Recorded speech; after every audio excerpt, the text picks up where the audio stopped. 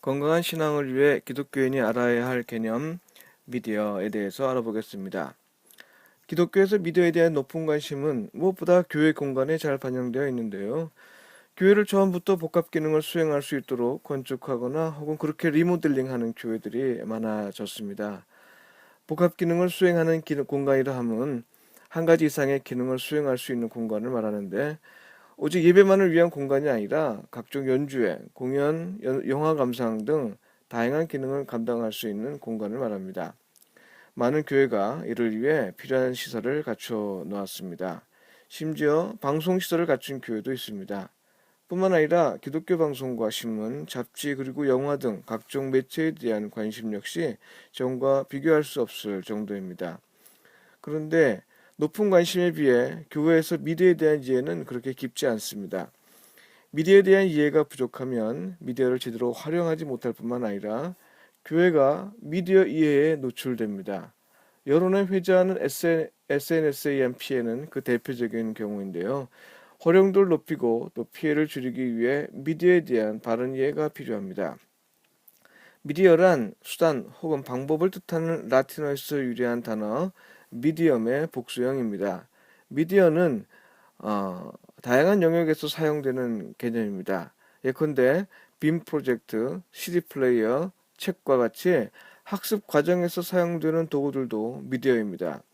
정보를 소통할 때 쓰는 컴퓨터, USB, CD 등도 미디어이고 의사소통을 위한 수단인 전화, 라디오, 텔레비전, 영화, 신문, 잡지, 서적 등도 미디어입니다.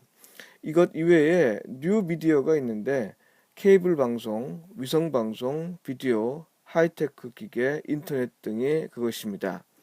이것들은 정보통신 기술의 혁신에 따라 새롭게 등장했거나 혹은 기존 매체에 새로운 기술을 결합시켜 훨씬 진보된 기능을 갖게 된 미디어입니다. 미디어의 종류를 일별하면서 느낄 수 있겠지만 일반적인 이해에 따르면 미디어는 한편으로는 정보를 소통하고 또 인간의 상호작용을 위해 필요합니다. 다른 한편으로는 인간이 자기 자신을 표현하는 데에 필요합니다.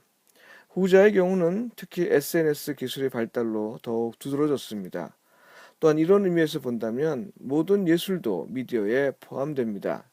이렇게 보는 대표적인 인물은 마샬 맥루한입니다.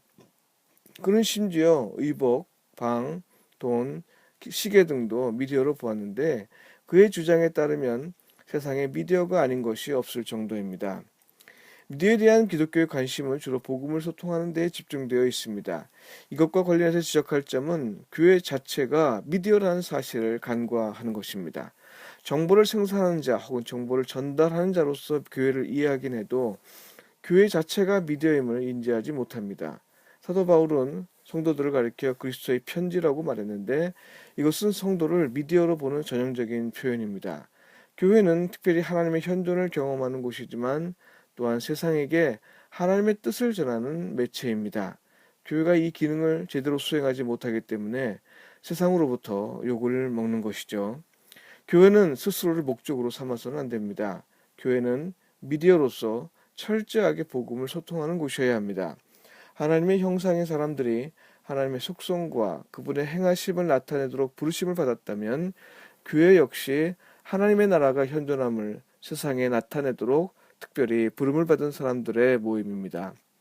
뿐만 아니라 미디어로서 교회는 성도가 자신의 문제를 기독교적으로 이해하고 신앙을 표현하도록 도우며 또한 신앙의 표현이 성도들 간에 소통되도록 돕는 곳입니다. 이를 위해 교회는 목회자의 목회 활동을 통해 표현 방식을 개발하고 언어와 개념들을 사용할 수 있도록 숙지시킵니다. 교회 교육을 통해서 이루어지는 것이죠. 하나님과의 관계에서 하나님을 경험하고 인식하는 방법을 숙지시킵니다. 또한 자신을 하나님 앞에 드러내는 방법을 매개합니다. 이것은 신앙 연구를 통해서 이루어집니다. 또한 성도로 하여금 삶의 궁극적인 목적을 깨닫게 해 인생의 문제와 고민에 직면했을 때 혹은 삶의 의미에 대한 질문에 봉착했을 때 대답을 발견할 수 있도록 돕습니다. 이것은 목회 상담을 통해 이루어지고 있습니다. 미디어와 관련해서 가장 큰 문제는 현실과의 관계입니다. 미디어를 통해 전달되는 현실은 실제 현실과 얼마나 일치할까요? 미디어는 종종 정치적인 도구로 전락되고 있습니다. 과거에도 그랬고 현재에도 마찬가지입니다. 자신들이 원하는 현실을 알리거나 혹은 이념을 현실화시키기 위해 미디어를 조작하는 일이 자주 일어납니다. 바로 이런 의미에서 교회는 미디어 비평의 과제를 숙지해야 합니다.